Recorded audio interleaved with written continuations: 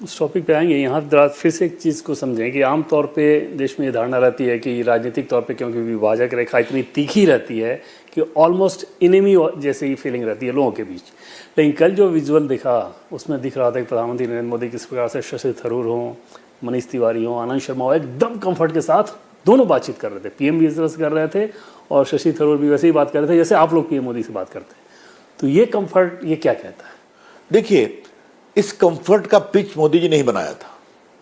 मैं फिर कहूंगा, जैसे देवेंद्र जी, मैं अपने अनुभव से बताऊं कि मैं परिचय कराता था, ये अमर सिंह कांग्रेस के हैं, ये प्रियंका शिवसेना की है, हमारे विरोधी हैं, और बाकी परिचय कराता था।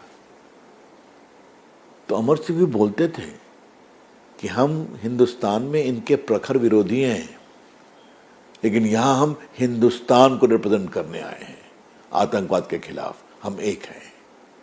ताली बजती थी। यही तो लोकतंत्र की खूबसूरती है, और यही खूबसूरती का संकेत कल की बैठक में दिखाई पड़ रहा था। वहां पॉलिटिकल डिवाइड दिखाई नहीं पड़ रहा था। भारत के प्रतिनिधि के रूप में, 140 करोड़ हिंदुस्तानियों के प्रतिनिधि के रूप में हमने वहां क्या क्या बताया, क्या क्या समझाया और क्या क्या सुना, और पाकिस्तान को कैसे बेनकाब किया। तो इसे कहते हैं राष्ट्रहित में राजनीति का एक स्वर।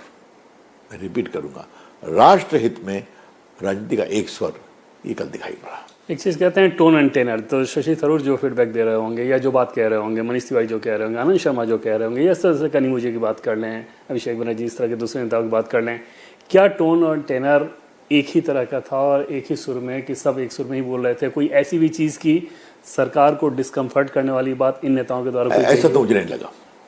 मैं सब पर देखा, स्वाभाविक था, हम लोग कम बोल रहे थे, अपोजिशन के लोग अधिक बोलना चाहिए, आपने देखा भी होगा। हम लोग बैकग्राउंड में थे, एक आध टिप्पणी अपनी की, लेकिन कनिमोझी ने भी कहा, अभिषेक बनर्जी ने भी कहा, सबों ने अपनी अपनी बातें कही। हाँ, अच्छा लगा, क्योंकि जिस ब्रीफ को लेके वो गए थे, पहलगाम के आतंकवाद को एक्सपोज करने और पाकिस्तान को बेनकाब करने, और भारत कार्रवाई कर सकता है, उसी के संबंध में बातें बता रहे थे।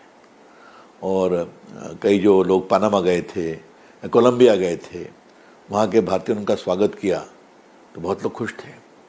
जैसे मेरे लिए भी देवेंद्र बाबू, आपको मैं बताऊं कि अब लंदन में लगभग 1000 लोग आ गए हम लोग का भाषण सुनने, भारतीय को वंदे मातरम, भारत माता की जय।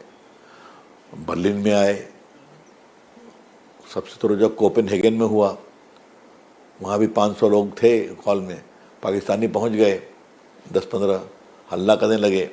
तो मैं गया मुस्कुराते हुए, फिर चला गया। हमने कहा, मित्रों परेशान नहीं हो, IMF के लोन की किस्त मिली है, तो उसका कुछ सदुपयोग होना चाहिए ना।